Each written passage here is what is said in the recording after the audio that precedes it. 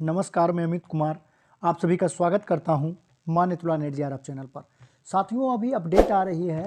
बहुत सारे स्टूडेंट और बहुत सारे साथियों का क्वेश्चन आ रहा है बार बार कि क्या सर इस बार सिलेबस चेंज हो गया है, क्या सिलेबस में बदलाव हुआ है। तो आज हम इन्हीं बातों पे चर्चा करेंगे इस वीडियो में। और सिलेबस जो है सो किसी भी एग्ज़ाम का एक बहुत ही महत्वपूर्ण पार्ट होता है। सिलेबस एक तरह से आपको अगर कहीं पहुंचना है तो उसमें मैप का काम करता है, आपको ज़्यादा भटकने नहीं देता है और कम समय में जो अचीव करना चाहते हैं उसको आप अचीव कर पाते हैं। तो अगर आप किसी भी कम्पिटिटिव एग्ज़ाम की तैयारी करते हैं, चाहे वो यूजीसी नेट हो या कोई भी एग्ज़ाम हो, तो उसका सिलेबस से सबसे पहले आपको गो थ्रू होना बहुत ज़रूरी होता है। और ये चीज़ें तो नज़र रखने की है, ये क्या आपके सिलेबस में कोई बदलाव भी हुआ है और चेंज हुआ है तो कौन सा नया टॉपिक जुड़ा है। तो साथियों, वीडियो में आगे बढ़ने से पहले मैं अपने बारे में बताना चाहूँगा।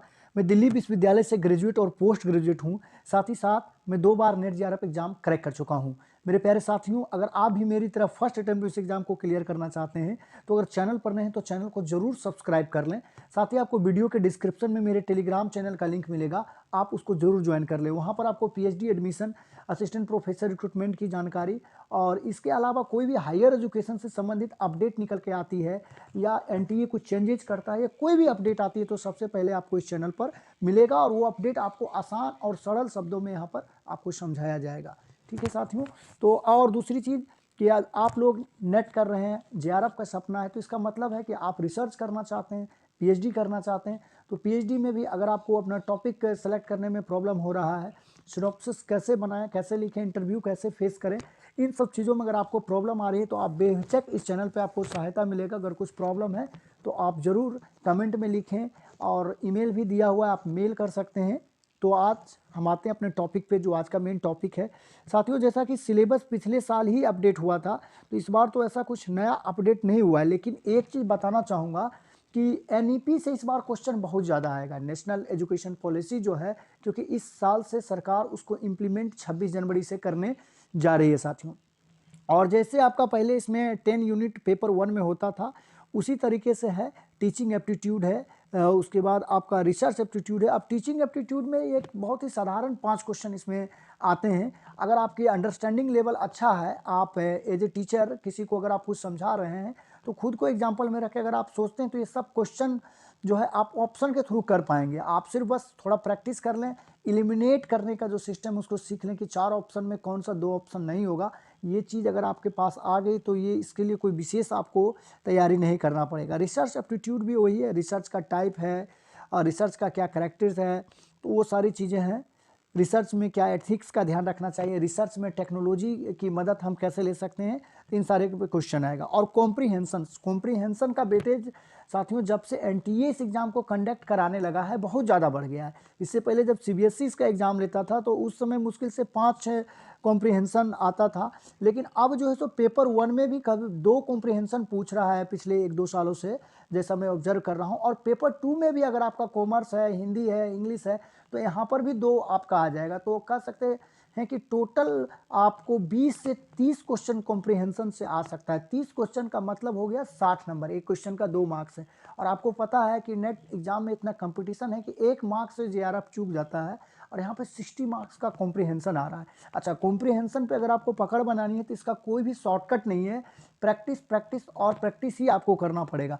क्योंकि ऑनलाइन एग्जाम में कॉम्प्रीहेंशन जो है पूरा स्क्रीन पे आ नहीं पाता है, तो आपको ऊपर नीचे स्क्रॉल करके उसको करना होता है, तो उससे आपको इरिटेशन और टाइम आपका टाइम टेकिंग ये हो जाता है। तो ये इससे निपटने के लिए आपको बहुत ज़्यादा प्रैक्टिस करना होगा ताकि वहाँ पे आप ज़्यादा पैनिक ना हो। तो कॉम्प्रीहेंशन एक बहुत ही महत्वपूर्ण पार्ट है। और कॉम्प्रीहेंशन पूछने का मतलब यही है साथियों कि एग्जामिनर आपसे ये जज करना चाह रहा है कि कोई चीज़ आपको अगर लिख के दिया गया है तो आप कितना जल्दी उसको समझ लेते हैं और क्या वही समझ पाते हैं जो उसमें लिखा गया है। तो ये तभी हो सकता है जब आप ज़्यादा से ज़्यादा इसका प्रैक्टिस पहले से कर चुके हो। जैसा कहा भी गया कि प्रैक्टिस मेक्स मैन परफेक्ट, तो परफेक्शन अगर आपको लाना है तो प्रैक्टिस करना होगा।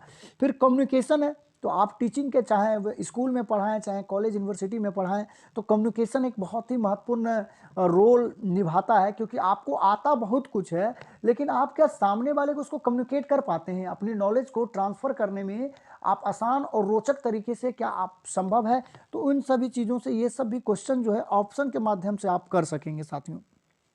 उसके बाद नॉर्मल मैथ आपको आएगा, जिसमें कि कोई कठिन मैथ नहीं इसमें आता है। Number series, letter series, coding decoding, और जो अर्थमेटिक का है फ्रैक्शन, डिस्टेंस, रेशियो, ये सब बहुत इजी सवाल होते हैं, इसको आसानी से कर सकेंगे आप, कोई इसमें कठिन नहीं है।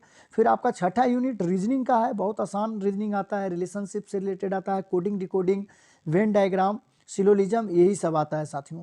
फिर डीआई है, डीआई भी बहुत इजी है आपका, अगर कैलकुलेशन अच्छा है, आप मल्टीप्लिकेशन, डिवीजन, एड, सब्ट्रैक्शन थोड़ा तेज़ी से कर लेते हैं, तो इसमें बस यही रहता है, कोई एक्स्ट्रा नहीं है, तो आप इसमें भी अच्छा स्कोर कर सकते हैं।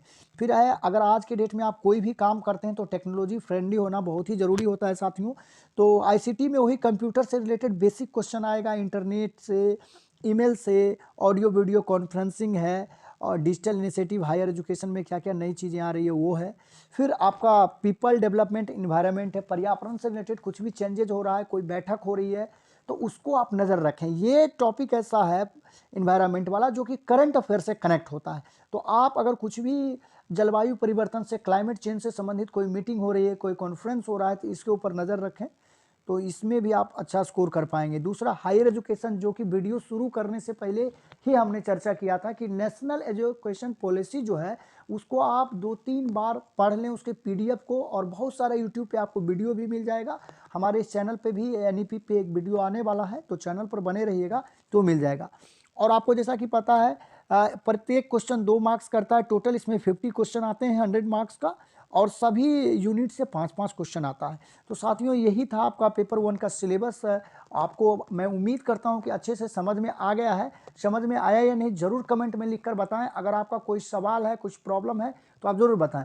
इसके अलावा आपको पेपर 1 की क्लासेज इस चैनल पर रेगुलर मिलती रहेगी। यूनिट वाइज हम MCQ भी करेंगे, मैराथन क्लास भी करेंगे, प्रीवियस ईयर क्वेश्चन भी यहाँ पर आपको कराया जाएगा। तो साथियों अगर आपका प्रोफेसर बनने का सपना है तो ये चैनल आपके उस सपने को पूरा करने में मदद करेगा, और वो सपना आपका जल्दी पूरा होगा। साथियों आप चैनल पे बने रहिए, और अगर आपके कोई मित्र हैं, साथी हैं, अगर वो यूजीसी नेट की तैयारी करना चाहते हैं या कर रहे हैं, या हायर एजुकेशन के क्षेत्र में कुछ करना चाहते हैं, तो उनसे ज़रूर चैनल को शेयर करें और सब्सक्राइब कराएं। तो वीडियो देखने के लिए, अपना कीमती समय देने के लिए बहुत बहुत धन्यवाद।